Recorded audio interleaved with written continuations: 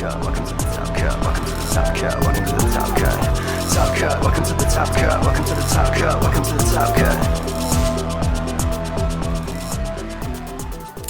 Hello everybody and welcome into today's episode of the Top Cut Yu-Gi-Oh! Podcast.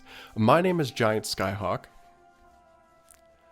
And that's it. I do not have a co-host for this episode. I had a few people lined up, but neither of them ended up being able to record, so I am here with an update on some cards. Sunny is still at Nationals as of recording, so this is just going to be me reading y'all some cards and some news, just to make sure that y'all actually get some content, so bear with me here. If I start rambling, I start rambling.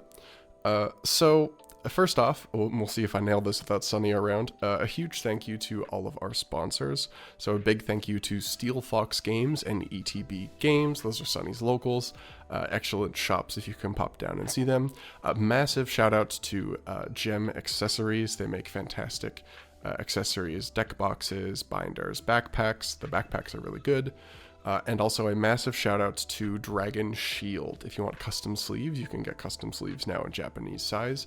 I've been cooking up some ideas, so prepare for some posts in the future on those. As well, a massive shout out to all of you on Patreon for continuing to support the podcast.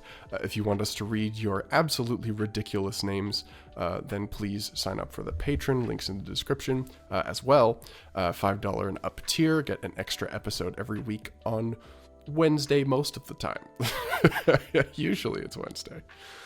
And with that, let's hop on into the content. So I know Nationals just happened. I'm not going to get into too much of the news side of Nationals. We're going to save that for when Sunny gets back because trust me when I say he's going to have a lot to talk about. But what I am going to do is mention that the event did happen, and that top 4 of that event was all Kashtira. So make of that what you will. The one bit of, we've got 2 interesting bits of product news for the TCG.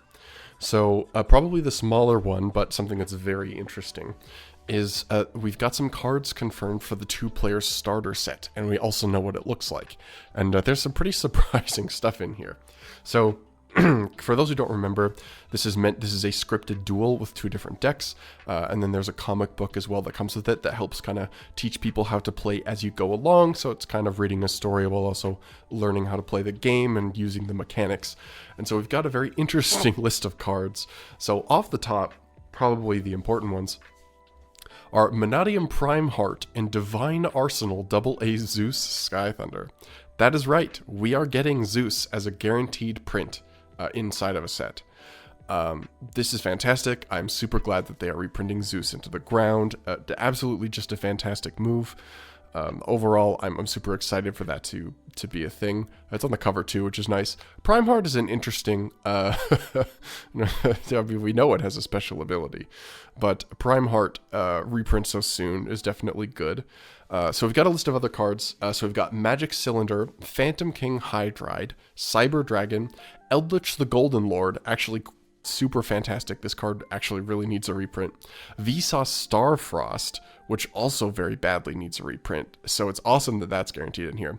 Quillbolt Hedgehog, shockingly not a bad reprint actually. Gaga Magician, Dark Magician Girl, Beast King Barbaros, and Galaxy Cyclone.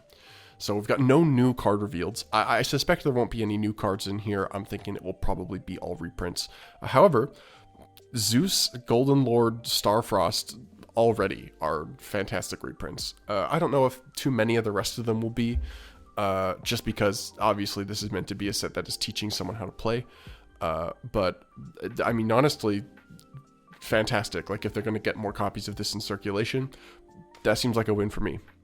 So the other big bit of news that we have is we got the set introduction video for Duelist Nexus. Now most of this isn't stuff that we didn't already know. We've got the 5D Synchro cards, obviously, with Crimson Dragon, Revolution Synchron, and Wheel Synchron. We've got the Illusion Monster type, no new cards confirmed for that. And then obviously we've got Infernoble Knight and Altergeist support. And it looks like the Altergeist support might be low rarity as well, which is nice. We do have some information about the new world premiere theme, which is Tistina.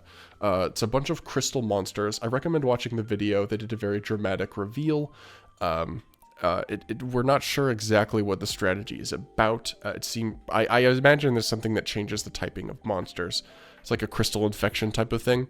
As with all TCG archetypes, do not get your hopes up. Wait until we get the effects. The last bit of interesting info is quarter century secret rares. So we got some interesting bits of confirmation in here. So we got confirmation that quarter century secret rares will be in the next 4 main sets. So going on from this set, Duelist Nexus, onto 4 core sets from now, we are going to have quarter century secret rares.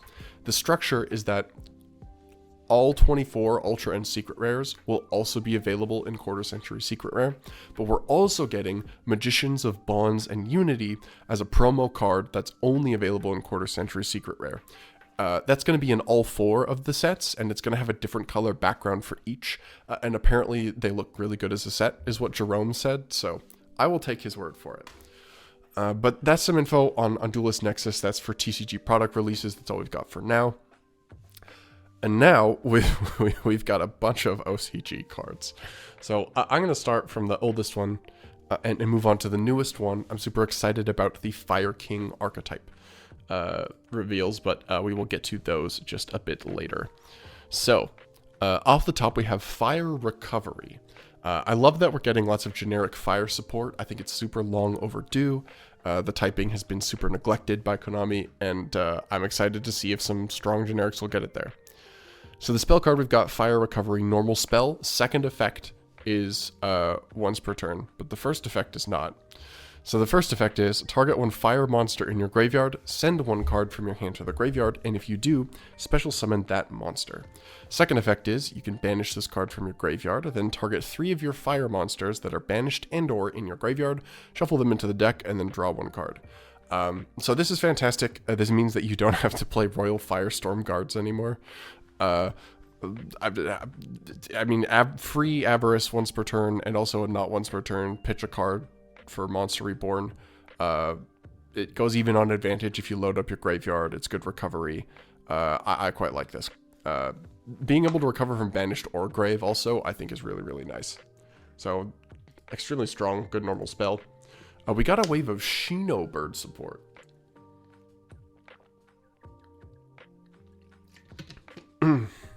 Water Break for the solo mode. So we got 2 rituals and a new ritual spell. So the first one is Shino Baroness Shade Peacock, level 4 Winged Beast Ritual Spirit.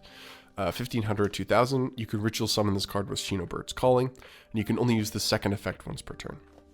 So 1, this card's name becomes Shino Baroness Peacock while in the hand or the field, and if this card is ritual summoned, you can add 1 spell or trap from your deck to your hand that has a spirit monster in its text, or the words spirit monster in its text rather. Once per turn during the standby phase of the next turn after this card was banished, special summon this banished card. And then once per turn during the end phase, if this card was special summoned this turn, return it to the hand. I think it's cool. You'll see once I read the other 2 cards, they don't really make the deck playable. Like they're not great, but they do. It's more consistency. It kind of offers like a more cohesive strategy. So I don't know. But next up we've got Shino Baron Shade Peacock, level 4 Winged Beast Ritual Spirit, 2000, 1500. You can ritual summon it with Shino Bird's Calling, second effect once per turn, same as the other one. This card's name becomes Shino Baron Peacock while in the hand or on the field. You contribute this ritual summoned card to add any spirit monster and any ritual spell from your deck to your hand. So that effect is really good. I could see this seeing some kind of generic play. Once per turn during the standby phase of the next turn after this card was banished, special summon this banished card. And then 4, once per turn during the end phase, if this card was special summoned this turn, return it to the hand. This card is good. It replaces itself resources if you ritual summon it and you tribute it. Add any spirit and any ritual seems pretty good. But again, it's still kind of below the curve. So then we got a field spell. And this one is the Himorogi Where Stars Align. Once per turn, you can ritual summon 1 winged ritual monster from your deck by tributing spirit monsters and or Shino Bird tokens you control, whose total levels equal or exceed its level. So obviously the new spirit card, Sakitama, is probably going to help out this deck. 2, up to twice per turn, if a face-up wind monster or monsters you control returns to the hand, you can activate one of these effects. 1, add one of your spirit, monsters, or ritual spells that is banished or in your graveyard to your hand, and 2, set 1 Stars Align across the Milky Way directly from your deck. Now, I will say, Stars Align across the Milky Way is such a cool card. So I really think it is cool that they have worked it into this. This is really good. It's just, I don't think none of these cards really do anything is kind of the problem. They kind of just like cycle themselves around, and I don't think there's really much of a payoff. So from my perspective, it's really cool that they made these. I'm super happy about it, but I kind of wish they accomplished something. I guess is what I think about it. All right. So next up, in Age of Overlord, we've got a new Earthbound card. So this one's going to be kind of funny. So it's a fusion. They're leaning into that like synchro fusion type of thing. I mean, they've got the synchro fusion spell they can search. So this is Earthbound Servant Geogremlina, which is kind of funny because I think Geogremlin is already like a card. But anyway, level 6 Dark Fiend fusion effect monster, 2k attack, 1k defense. It requires 1 Earthbound monster and a Dark monster, and each effect is once per turn. If this card is special summoned, you can add an Earthbound monster from your deck to your hand, except for Earthbound Spirit. We gotta have the exception. 2, you can target 1 Dark Synchro monster you control. It can attack directly this turn. And 3, if a monster or monsters your opponent controls is destroyed by an Earthbound card's effect, you can target one of those destroyed monsters, inflict damage to your opponent equal to its original attack. I am curious if somebody is going to find a way to make this deck work. I feel like obviously the FTK is something that's definitely possible, but it feels like you still have to play so much Engine that it becomes difficult to do. But I do really like that they are giving these cards something to do. Like, you can play it as an OTK deck. It's like Greater Line Walker, you set their life points to 3k. This can make a Dark Synchro attack directly. If they stop that, you can go get like Kapakapoo to deal the rest of the damage. So there's definitely some stuff here, and this card even burns. Like you can burn for a monster destroyed by an Earthbound effect. So there's something here. I just don't know if it's going to be that crazy. So we then are getting out of one of the deck build packs here, the most recent one. We're getting an archetype. It is Memento. So these are retrains of a bunch of old vanilla monsters. And like Trihorn Dragon, I believe, is one of them. And this is, I'm super, these cards are really interesting. So let's get into it. Get some water first, though.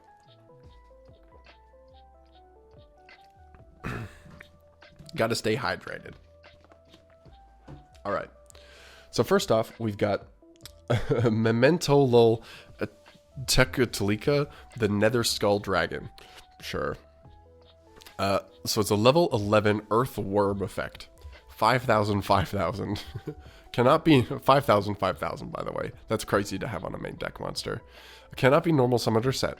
Must be special summoned from your hand or graveyard by shuffling 5 other Memento monsters with different names from your hand and or graveyard into the deck or extra deck. 1. If you control no other monsters, this card can attack all opponent's monsters once each. And 2, once per turn, if your opponent activates a card or effect, you can special summon 1 Memento monster from your hand or GY. I mean, it's UCT. 5k, attacks everything. Being a worm is interesting. The summoning condition is bypassed by a few cards, but obviously shuffling 5 is not crazy. And the fact that it also serves as disruption by specialing another Memento, it's a big bungus. It's going to be a little hard to deal with. So next up, we've got Memento Horned Dragon. Massive shoutouts to Golden Nova, who has been waiting for a Trihorn Dragon retrain, but probably their entire life. So it's Memento Horned Dragon, level 8 Dark Dragon effect monster, attack 2850, defense 2350. You gotta love to see it. You can only special summon itself with the first effect once per turn, and you can only use the second effect once per turn. So 1, if you have 3 or more Memento monsters with different names in your graveyard, you can special summon this card from your hand. And 2, if this card on the field is destroyed by card effect, you can target 3 face-up cards on the field, including at least 1 Memento card you control, and destroy them. So it's kind of a blackout type thing. You're popping your own memento cards. Sometimes you get advantage off destroying the mementos, but obviously I imagine you're setting up on your turn. Destroy this, destroy 2 of your opponent's cards and a memento, or maybe a bunch of your own cards. Seems really good. Pretty easy to set up. So next up we've got Memento Tatsuno Toshigo. It's a big zebra. Level 5 Earth Beast effect monster, 1350 attack, 1600 defense, each effect once per turn. If you control no face-up monsters other than memento monsters, you can special summon this card from your hand. And during your main phase, you can destroy 1 memento monster you control, and if you do, send any number of memento monsters with different names whose total levels are equal to or lower than the destroyed monster's original level from your deck to the graveyard. So, this is obviously a way to bin a bunch of names to enable the deck. It's a free special summon if you control any of them. It seems pretty good. I'm very curious to see where we end up at. So next up here, we've got a Memento Anwitch, or Memento Fairwitch for us. A level 3 Dark Spellcaster effect monster. It's 800 attack, 1000 defense. You can only use the first and second effect once per turn. If this card is normal or special summoned, you can add a Memento monster from your deck to your hand, except Memento Fairwitch. We have Stratos. 2. You can target 1 level 2 or lower Memento monster in your graveyard, destroy 1 Memento monster you control, and if you do, special summon the targeted monster. This seems pretty good. Its destruction setup brings something back from the graveyard, and it's also Stratos. I cannot see how this card is bad. Then we've got the first of the level 1s, which is Memento Mace. It's a remake of Key Mace. The artwork on these, by the way, is stunning. I definitely go look up the cards if you want to go see them. They've really nailed this. So it's a level 1 light fairy. Interesting. 400, 300. You can only use the effects once per turn. During your opponent's main phase, if you control a Memental Tekutsleka, I'm going to screw that up for the rest of time. The Nether Skull Dragon. If you control the 5k beater, quick effect. You can discard this card, then target 1 face-up monster your opponent controls, take control of it until the end phase. That seems pretty good. Okay. So, Alright, so we've got in-archetype Snatch Steal. That's very cool. A quick effect, too, actually. So it's Crackdown. 2, during your main phase, you can destroy 1 Memento monster you control, and if you do, add 1 Memento card from your deck to your hand, except Memento Mace.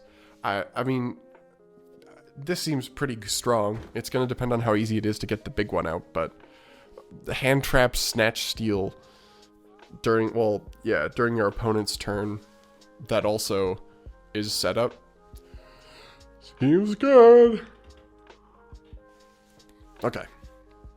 So next up, we've got Memento Goblin.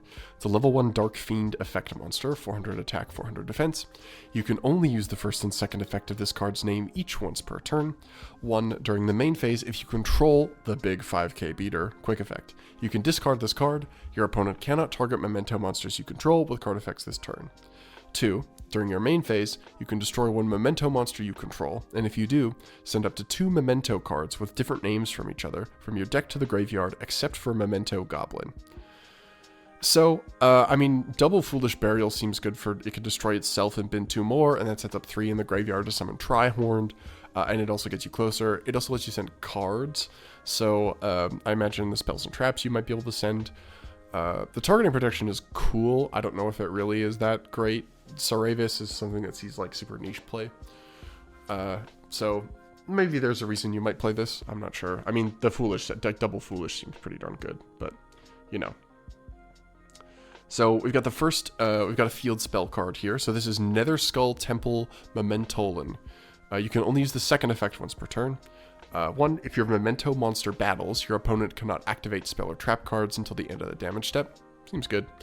2, if a monster or monsters you control is destroyed by battle or card effect, you can target one of them, special summon a Memento monster with a lower level from your hand or graveyard. Okay. Okay, now we're talking. Because you can take the level 1, the Goblin Calligrapher, Memento Goblin. You use that destroy Foolish 2. So the only problem is I guess you can't trigger it off of that specifically, because it has to be it has to be like a lower level, so there's no lower level than 1. But if you pop like the 3, you can special summon the 1 and then Foolish a bunch. There's definitely some setup you can work with here. Once per turn during your end phase, you can target a memento spell trap in your graveyard and set it. Oh, okay. I see. So we can take the level 1 goblin, we tribute it, we bin the spell traps, and then we can set one of them. Okay, that seems pretty good. Now I see why they're printing that. I mean, this field spell seems really strong. It's interesting. It's kind of got that like peaceful planet clause where it's like, oh, you destroyed this to do your combo, you can just have something back. That seems legit. Yeah, I mean, that seems pretty strong. So next we've got a quick play spell. So this is Memento Bone Party. The artwork on this card is beautiful, and the name is just kind of unfortunate, but it's really funny. Quick play spell, each effect once per turn.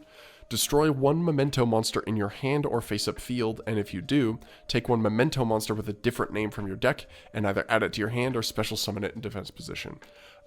This seems crazy. That seems really good. Alright, 2. During your main phase, you can banish this card from your graveyard, then target 1 Memento monster you control. If it attacks a defense position monster this turn, inflict piercing battle damage to your opponent. So, you might read that and think that kind of sucks, but actually, if you target the 5k, you now have a 5k monster that can attack everything that does piercing battle damage. And that's just like the upside of this card. It's just like a little bonus thing they tossed in. The actual like part of this card is the destroy to E-Telly. That seems really, really strong. So we've got another quick play spell. This is Memento Bone Back. Quick play spell. Each effect once per turn. 1. If a face-up Memento monster or monsters you control leaves the field by your opponent, or by your opponent's effect, I imagine, special summon 1 of the level 5, or the big 5, the 5,000 guy, from your hand or deck, ignoring its summoning conditions. 2.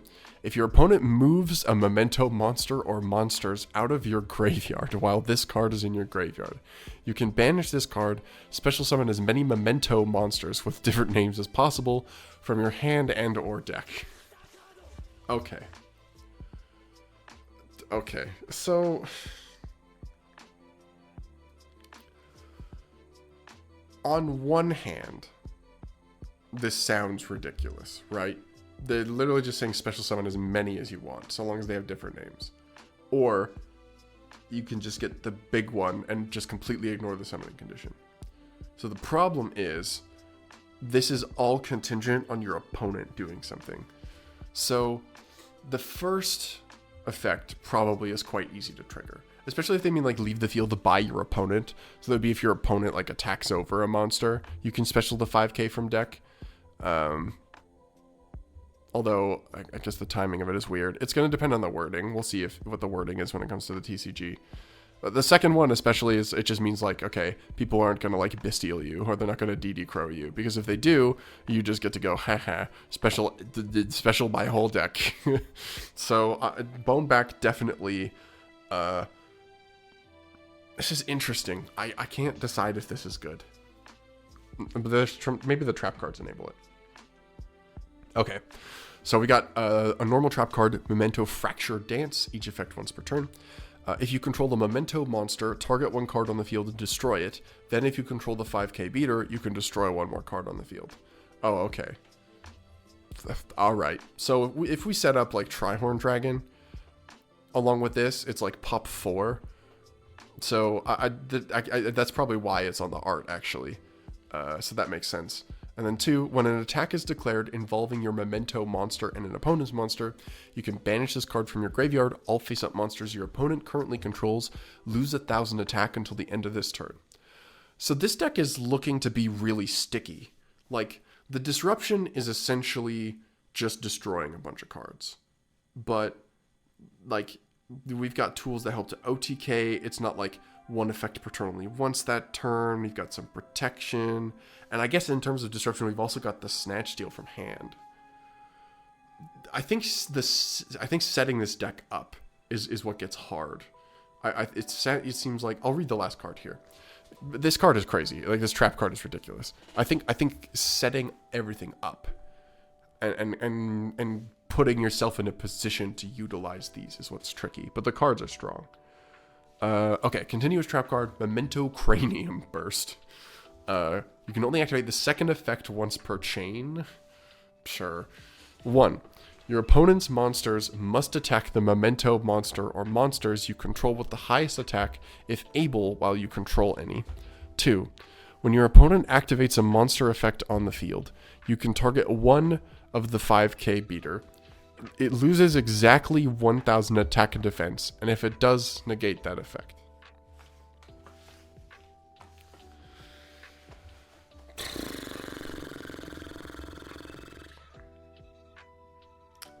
Why? Why do you keep printing these decks, Skill Drain? Skill Drain is legal. Why are you printing the more Skill Drains? I mean, this is more Apollosa, but... And the normal trap makes it harder to run this thing over? Ugh.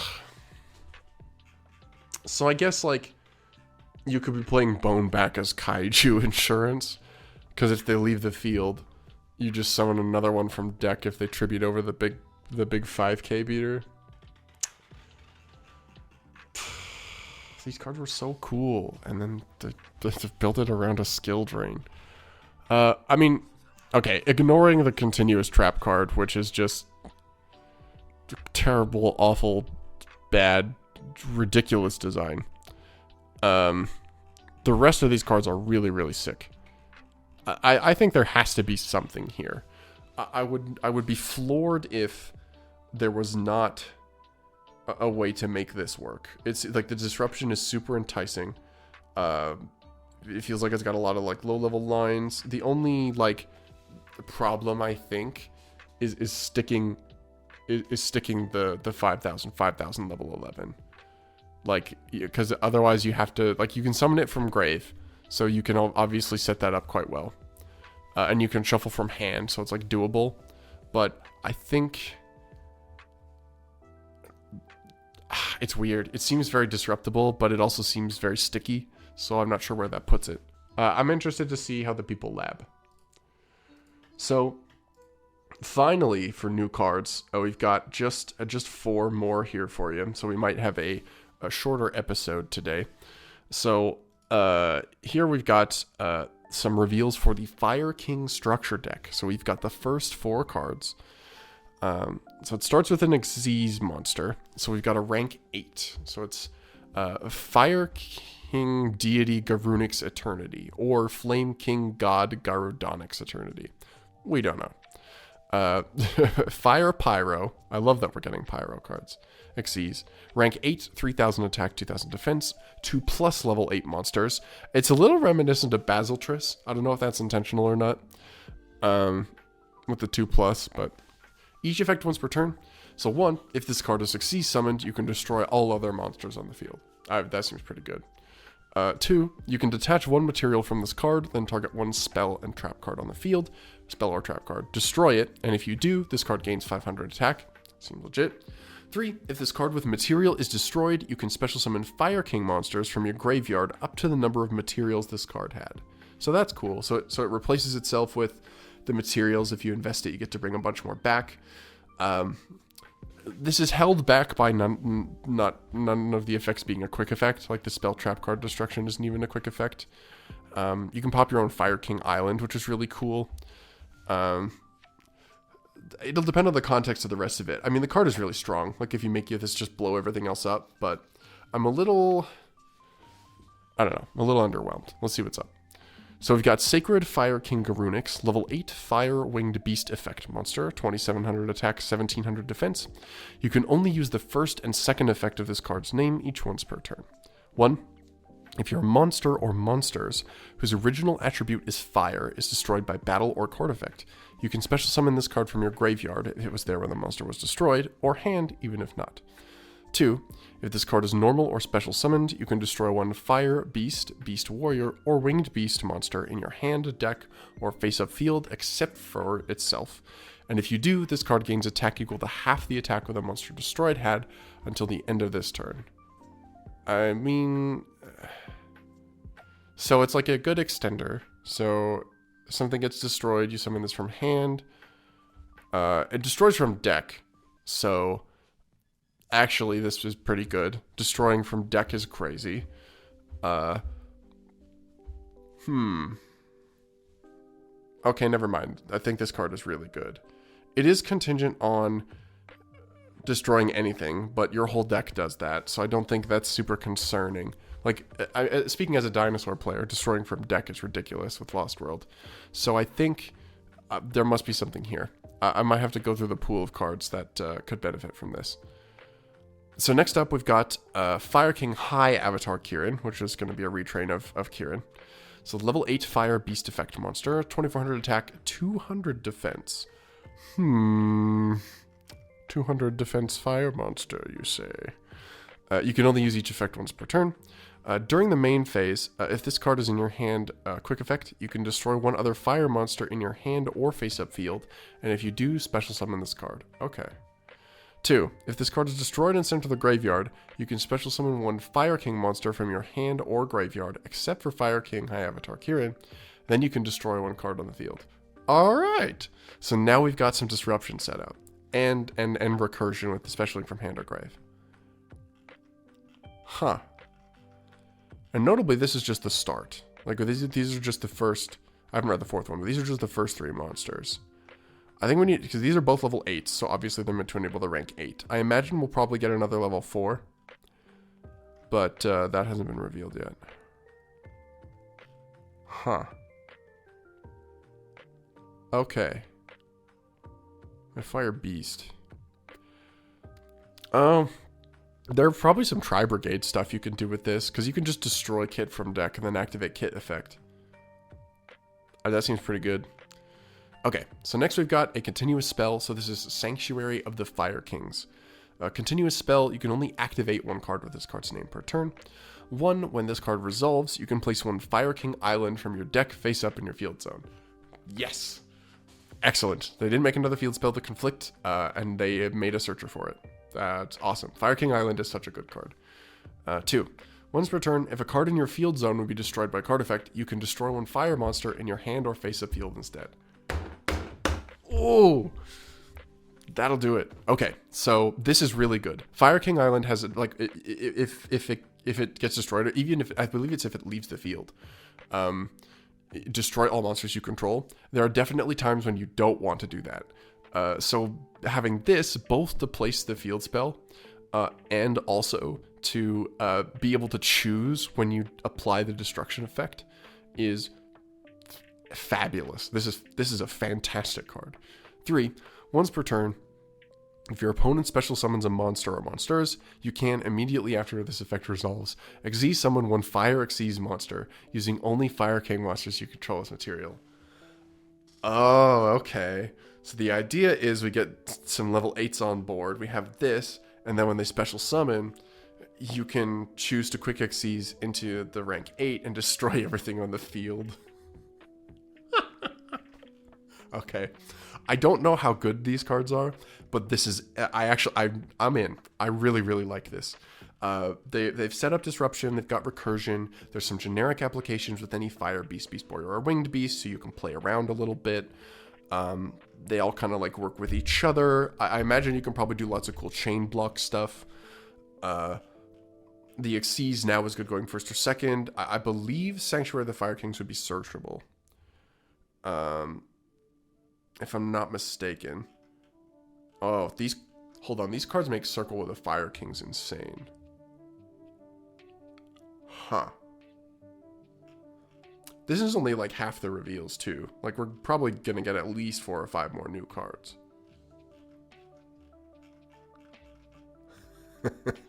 Okay. Alright, Konami. I'm in. You know what? I'm excited. I'm really excited. I'm hoping they're not just like revealing the best cards off the bat to like build hype, but usually they save the best card for last with these. Like with the Jack Atlas structure deck, with the Crystal Beast structure deck, we didn't get Rainbow Bridge of the Heart to the last reveal. We didn't get the last continuous spell for the Red Dragon Archfiend deck. Ooh. Okay, I am very, very excited about those cards. So on that note, I think that is going to be it for today's episode. Sorry, it's a bit short, but I don't know how long you guys want to be listening to me talk about cards for 40 minutes. However, before we get going, I am going to shout out all of our patrons. If you'll just give me 10 seconds to sort the patrons by tier. Okay, and we'll go here, and we'll do this. Fabulous. Okay. So, a massive shout out to Bring Red Reboot back to 3. I cannot agree, but I very much appreciate your support. Sunny would love you. Kane Barton, Zyphorus, Big Stinky, Broken Boy 13, Ding Dongs, Hostess of the Yang Zing, still probably an all-time name. Earth Machine Best Deck, Has Anyone Actually Read Toy Vendor, HZH Cyber, I Used to Play Rogue, but then my mom got a job, Is Canada Nickelback? Yes. John Leal, Mountain Man, Oatmeal Spaghetti, Owen Alvarado, whoops, Seto Uiba, Silver Hope, Sunny stole my phone and took pictures with a Mohi body pillow.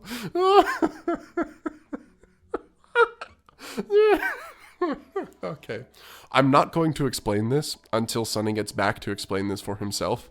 For the next episode we record when we're talking about nationals. There's a backstory to this one. Understanding and reading are two different things. Upstart Goblin, D's Nuts, Virtually Savior's World, Zach M, Aaron Gardner, Alexander Chan, Asami, Ashless Chaps, Atsuyo Simp of the Silver Castle, Blackwing Silverwind the Ascendant is the best Floodgate, Boxwine, Co-Link, D's Nuts, Come on and get your game on, Duty Booty, Dragon Maidenless Behavior, I'm about to Rika Glamour, Tribute for Cost, D's Plant Nuts in Your Mouth, Neshi, Old Man Red, Pin Code 143, Sakitama, Aratama, Nikitama, Cam, Obama, and Slaking It Up.